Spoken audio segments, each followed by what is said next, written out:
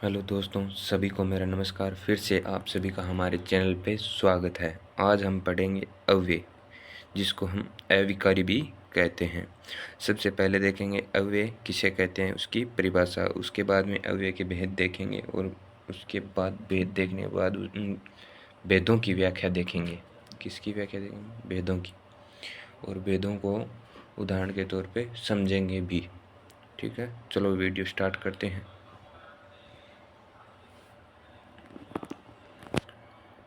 सबसे पहले देखते हैं परिभाषा। ठीक है, जिन शब्दों के रूप में लिंग, एकदम किस पे ध्यान देना है अपन को? शब्द मतलब परिभाषा है, एग्जिट उसको ध्यान से सुनना। जिन शब्दों के रूप में लिंग, वचन, कारक, काल तथा पुरुष के द्वारा परिवर्तन परिवर्तन नहीं किया जा सकता, उसे क्या कहते हैं? अव्यय कहते हैं। अव्यय किसे कहते हैं? जिन शब्दों के रूप में, शब्द को कौन सा, मतलब जो शब्द दिया है उसके रूप, कौन सा रूप? लिंग लिंग का कोई शब्द है, या वचन का कोई शब्द है, या कारक का कोई शब्द है, काल का कोई शब्द है, पुरुष के द्वारा परिवर्तन नहीं किया जा सकता, वो शब्द क्या कहलाते हैं? अव्यय शब्द कहलाते हैं। ठीक है, जिन शब्दों के रूप में लिंग, वचन, कारक, काल तथा पुरुष के द्वारा परिवर्तन नहीं किया जाता, उसे क्या कहते हैं? अव्यय कहते हैं। ठीक है, इन्हें अविकारी भी कहते हैं। ठीक है, अव्यय का दूसरा रूप क्या है, या दूसरा नाम क्या है? अविकारी नाम है। ठीक है, आगे देखो।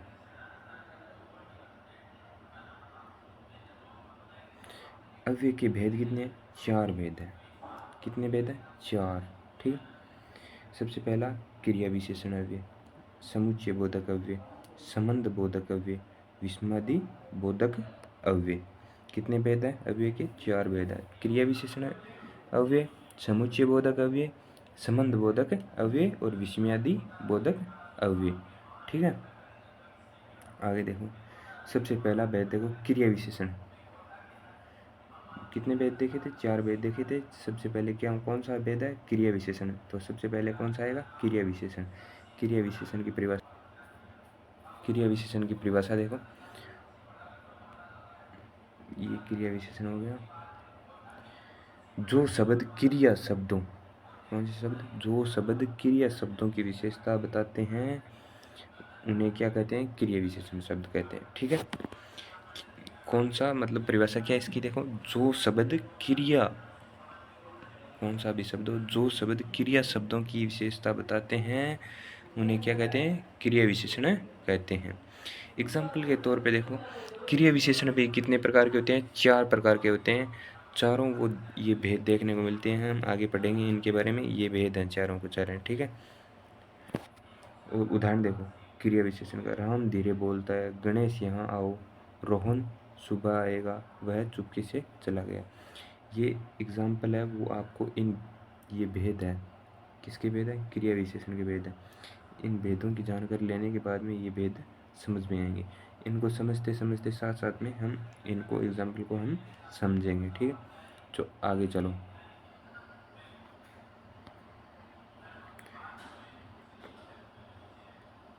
क्रिया विशेषण के कितने भेद हैं? 4 भेद है। स्थानवाचक, कालवाचक, रीतिवाचक, परिमाणवाचक।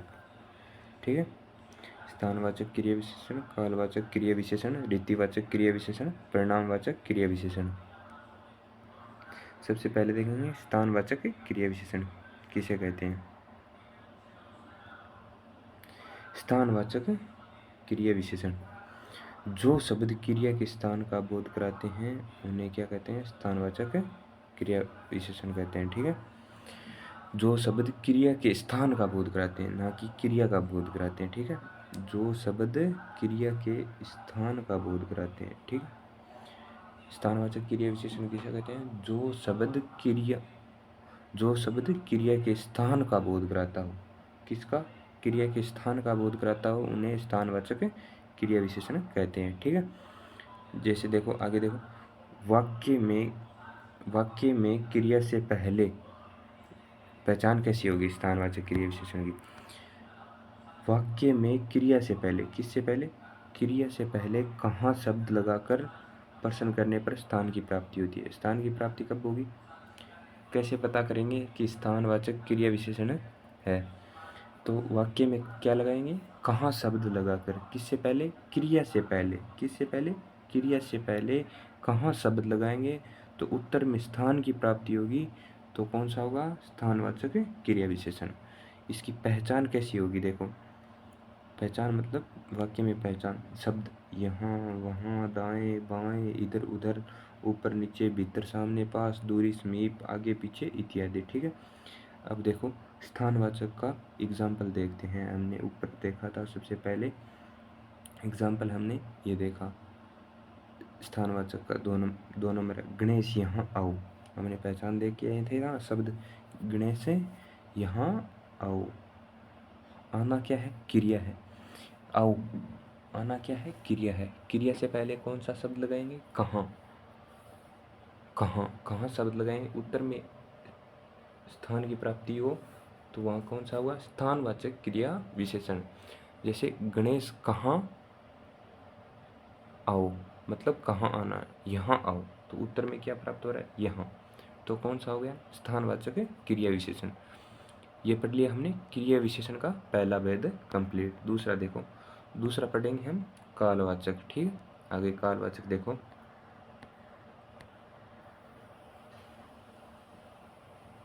दूसरा है कालवाचक, जो शब्द क्रिया के समय का बोध कराते हैं, जो शब्द क्रिया के समय का बोध कराते हैं उन्हें क्या कहते हैं, कालवाचक विशेषण कहते हैं। जो शब्द क्रिया के समय का बोध कराते हैं उन्हें क्या कहते हैं, कालवाचक विशेषण कहते हैं। क्रिया के समय का बोध कराते हैं उसे क्या कहते हैं, कालवाचक विशेषण कहते हैं। ठीक है, ठीक है। वाक्य में क्रिया से पहले कब शब्द लगाकर प्रश्न में काल की प्राप्ति होती है, वहाँ क्या होता है, कालवाचक विशेषण होता है। ठीक है, कालवाचक विशेषण होता है। वाक्य में क्रिया से पहले, वाक्य में क्रिया से पहले कब शब्द लगाकर काल की प्राप्ति होती है, वहाँ क्या होगा, कालवाचक विशेषण। दूसरा भेद देखो क्रिया विशेषण का, कालवाचक क्रिया विशेषण।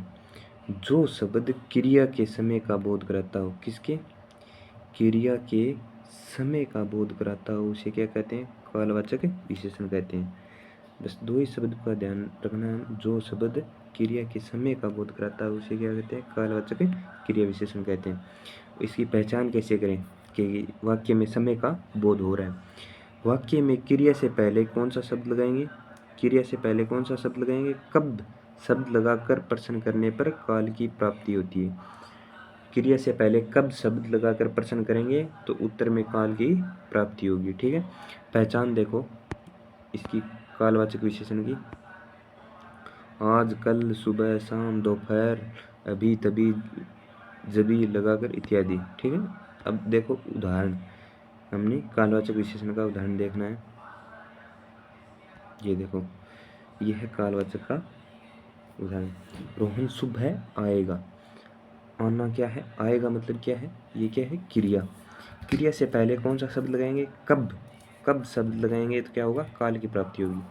रोहन कब आएगा, सुबह आएगा, सुबह आएगा मतलब काल की प्राप्ति होगी, सुबह आएगा मतलब भविष्य काल। ठीक है, कालवाचक क्रिया विशेषण। ठीक है, आगे देखो 3 नंबर भेद क्रिया विशेषण का, रीतिवाचक क्रिया विशेषण। ठीक है, किसका है, रीतिवाचक क्रिया विशेषण। ठीक है, 3 नंबर भेद है। नीचे चलो, रीतिवाचक क्रिया विशेषण ये रहा, रीतिवाचक क्रिया विशेषण। जो शब्द क्रिया की स्थिति का बोध कराते हैं उन्हें क्या कहते हैं, रीति क्रियावाचक विशेषण। क्रिया की स्थिति का बोध कराते हैं उन्हें रीतिवाचक क्रिया विशेषण कहते हैं। ठीक है, आगे देखो, वाक्य में क्रिया से पहले कैसे शब्द लगाकर प्रश्न करने पर रीति की प्राप्ति होती है, रीतिवाचक क्रिया विशेषण की प्राप्ति होती है। कौन सा शब्द लगाने पर, कैसे शब्द लगाने पर, काल में कौन सा शब्द लगाया था, कब लगाया था। ठीक है, कब शब्द लगाया था। और रीतिवाचक क्रिया विशेषण की पहचान करने पर क्रिया से पहले कौन सा शब्द लगाएंगे, कैसे शब्द लगाएंगे। और क्रिया की स्थिति और रीतिवाचक क्रिया विशेषण में है क्या, जो शब्द क्रिया की स्थिति का बोध कराता हो, किसकी? क्रिया की स्थिति का बोध कराता हो, उसे क्या कहते हैं? रीतिवाचक। और कैसे शब्द क्यों लगाएंगे? क्रिया की स्थिति जानने के लिए, ठीक है। और क्रिया से पहले कौन सा शब्द लगाएंगे कि रीतिवाचक क्रिया विशेषण की पहचान हो सके, तो कौन सा होगा? कैसे शब्द होगा, ठीक है। इसकी पहचान देखो रीतिवाचक क्रिया विशेषण की। धीरे, तेज, चुपचाप, अच्छी तरह, जरूर, सचमुच, ध्यानपूर्वक, अकस्मात, अचानक, इसलिए, शायद, न, नहीं, मत, हाँ, सकारात्मक तथा नकारात्मक शब्द, ठीक है। इसका उदाहरण देखो 3 नंबर का। रीतिवाचक क्रिया विशेषण, वह चुपके से चला गया। चलना क्या है? क्रिया है। क्रिया से पहले कौन सा शब्द लगाएंगे कि रीतिवाचक क्रिया विशेषण की पहचान हो? कौन सा शब्द लगाएंगे? कहाँ शब्द लगाएंगे, ठीक है। कौन सा शब्द लगाएंगे? कहाँ। तो कहाँ चला गया, चुपके से चला गया, ठीक है। ये हो गया रीतिवाचक का। 4 नंबर देखो, कौन सा बच गया? एक परिणामवाचक, ठीक है। जूम इन आउट हो गए, जूम इन कर। 4 नंबर देखो, किसका भेद है? 4 नंबर परिणामवाचक किसका भेद है? क्रिया विशेषण का। और क्रिया विशेषण है वो पहला भेद है, किसका है? अव्यय का भेद है, ठीक है। देखो परिणामवाचक क्रिया विशेषण, जो शब्द क्रिया की मात्रा का बोध कराते हैं, किसकी? क्रिया की मात्रा का बोध कराते हैं, उन्हें परिणामवाचक क्रिया विशेषण कहते हैं। जो शब्द क्रिया की मात्रा का बोध कराते हैं, किसका बोध कराते हैं? क्रिया की मात्रा का बोध कराते हैं, उन्हें परिणामवाचक क्रिया विशेषण कहते हैं, ठीक है। जो शब्द क्रिया की मात्रा का बोध कराते हैं, उन्हें परिणामवाचक क्रिया विशेषण कहते हैं। वाक्य में क्रिया से पहले कितना शब्द लगाकर प्रश्न करने पर परिणामवाचक की प्राप्ति होती है? कौन सा शब्द क्रिया से पहले लगाएंगे कि परिणामवाचक क्रिया विशेषण की क्या हो? पता चल जाए। परिणामवाचक क्रिया विशेषण की पहचान कैसे पता करें कि परिणामवाचक क्रिया विशेषण इसके अंदर है? तो कितना शब्द लगाकर, क्रिया से पहले कौन सा शब्द लगाएंगे, कितना शब्द लगाएंगे तो परिणाम का पता चल जाएगा, ठीक है। जैसे इसके उदाहरण देखो, थोड़ा, बहुत, कम, ज़्यादा, इतना, इत्यादि, ठीक है। आगे देखो 2 नंबर समुच्चय बोधक अव्यय। दो पदों या उपवाक्यों को जोड़ने का कार्य करने वाले अव्यय को क्या कहते हैं? समुच्चय बोधक अव्यय कहते हैं। क्या कहते हैं? दो पदों या उपवाक्य को जोड़ने का कार्य करने वाले अव्यय शब्दों को समुच्चय बोधक अव्यय कहते हैं। समुच्चय बोधक अव्यय, इसके 2 भेद हैं, समानाधिकरण और व्याधिकरण, ठीक है। और इसके मुख्यतः कितने भेद हैं? 5 भेद हैं। किसके भेद हैं? समुच्चय बोधक अव्यय के। और क्रिया विशेषण के कितने भेद थे? 4 भेद थे। और समुच्चय बोधक अव्यय के इसके मुख्यतः 5 भेद है। 5 भेद है, उनकी व्याख्या देखेंगे फटाफट हम। पहला कौन सा है? संयोजक अव्यय। संयोजक अव्यय में क्या कर रहा है? 2 पदों या उपवाक्यों को जोड़ने का कार्य करने वाले अव्यय को अव्यय शब्द को संयोजक अव्यय कहते हैं। मतलब 2 उपवाक्य मान लो या 2 पद को जोड़ने का कार्य करता है, उसे क्या कहते हैं? संयोजक। संयोजक का अर्थ क्या होता है? जोड़ना। जैसे उदाहरण के तौर पे देखें तो कौन से शब्द होंगे? और लगाएंगे तो 2 वाक्य जुड़ेंगे या 2 पद को जोड़ सकते हैं। एवं के थ्रू भी जोड़ सकते हैं, तथा के थ्रू भी जोड़ सकते हैं। दूसरा देखो विभाजक अव्यय। किसका भेद है ये? समुच्चय बोधक का भेद है। 2 पदों या 2 उपवाक्यों को अलग करने के लिए विभाजक अव्यय का प्रयोग किया जाता है। 2 पदों या 2 उपवाक्यों को अलग करने का कार्य करने के वाले अव्यय शब्दों को विभाजक अव्यय कहते हैं। जैसे या अथवा शब्दों के द्वारा क्या किया जाता है? 2 पदों या अव्यय को अलग किया जाता है, उपवाक्यों को। तीसरा कौन सा देखो? प्रतिषेध अव्यय। जो अव्यय 2 पदों या 2 उपवाक्यों के मध्य विरोध व्यक्त करते हैं, उन्हें प्रतिषेधक अव्यय कहते हैं।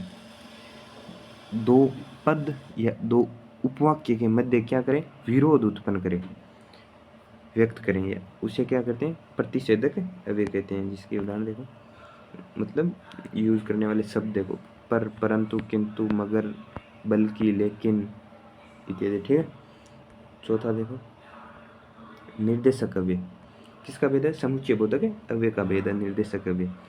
जो अव्यय शब्द निर्देश का कार्य करते हैं उन्हें निर्देशक अव्यय कहते हैं। किसका, निर्देशन का कार्य करते हैं उन्हें निर्देशक अव्यय कहते हैं। यानी अर्थात उदाहरण हो गए इसके, शब्द हो गए, पहचान। हेतुक अव्यय, पांचवा कौन सा, हेतुक।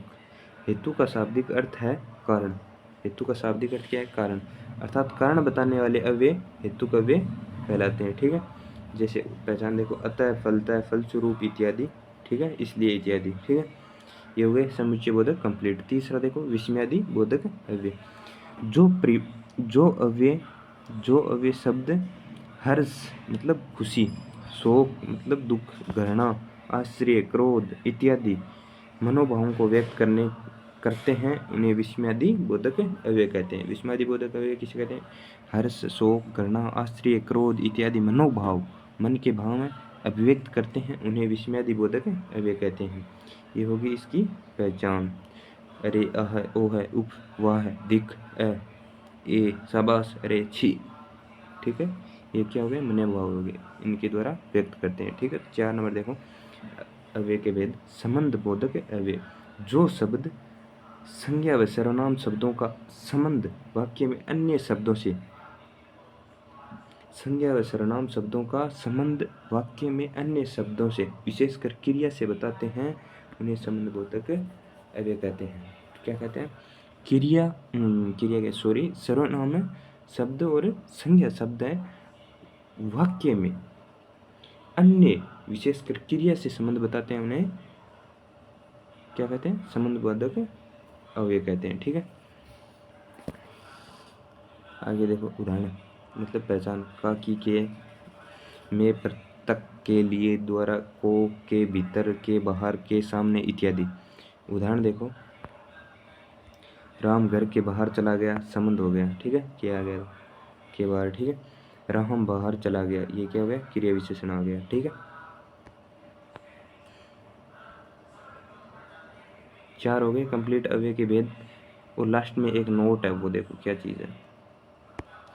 एक लास्ट में एक नोट है, उसको बोलते हैं निपात। निपात क्या चीज़ है वो देखो, काम की चीज़ है वो देख लो।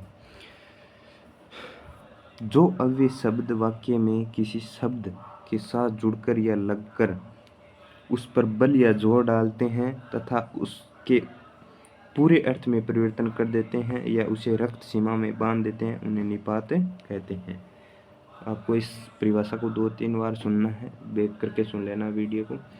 जो अव्यय शब्द, कौन से, जो अव्यय शब्द वाक्य में किसी शब्द के साथ जुड़कर या लगकर उस पर बल या जोर डालते हैं, उसके पूरे अर्थ में परिवर्तन कर देते हैं या उसे रक्त सीमा में बांध देते हैं, एक कायदे में बांध देते हैं, फिक्स डायरेक्शन में, उन्हें निपात कहते हैं।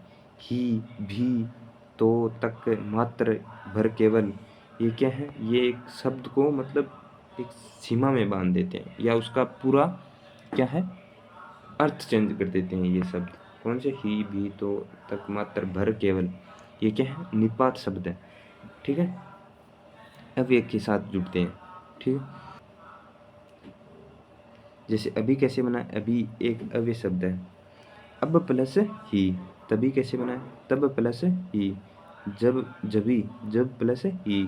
कभी कैसे बना है, कब प्लस ही। उदाहरण देखो, राम पतंग भी उड़ाता है, मतलब राम पतंग भी उड़ाता है, भी आ गया, और पतंग भी उड़ाता है, साथ में और भी काम करता है, इसमें बांधा नहीं। राम ही पतंग उड़ाता है, कोई दूसरा पतंग नहीं उड़ाता। ठीक है। मुझे मात्र 100 रुपये चाहिए, मात्र 100 रुपये, फिक्स कर दिए। तुम सुबह तक आ जाना। ठीक है, समय सीमा दे दी, तुम सुबह तक आ जाना, ये क्या हो गई, एक समय सीमा, उसके अंदर बंद गया वो। ठीक है। आज की वीडियो में दोस्तों इतना ही है, हमने अव्यय की पूरी कंप्लीट जानकारी ली है। ठीक है। आज की वीडियो में हमने क्या पढ़ा है, अविपड़ा है, ठीक है।